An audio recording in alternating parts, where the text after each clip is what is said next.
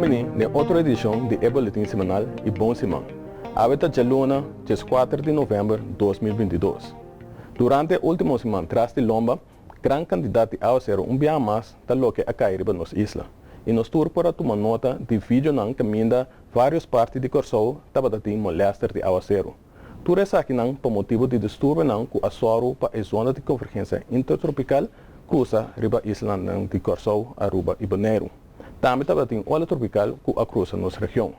Para lo que se trata a zona de convergência intertropical, já essa aqui nota riba nossa área, mas para lo que se trata onda tropical nan essa aqui está virando gradualmente menos. Esse é seguro, nós por tomar nota de gráfico, caminha gradualmente, segundo nos está acerca final de temporada de huracão 2022, sistema não tropical também está vira gradualmente menos. E mientras a onda tropical não está vira menos, tem outro distúrbio não, maneira essa aqui, distúrbio no nível mais alto, que atualmente está situado na área do Caribe, que por esse momento não de aguaceiro riba nos isla. Sin embargo, el aguacero aquí lo está uno más leve comparado con la última semana tras de Lomba.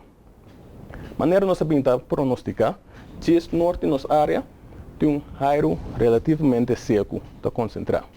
E diz suite essa aqui aire relativamente mais úmido.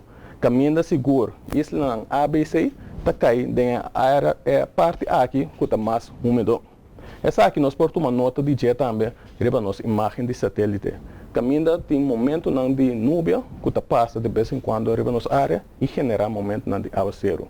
E nós portamos uma nota também de a parte mais seco de norte essa aqui.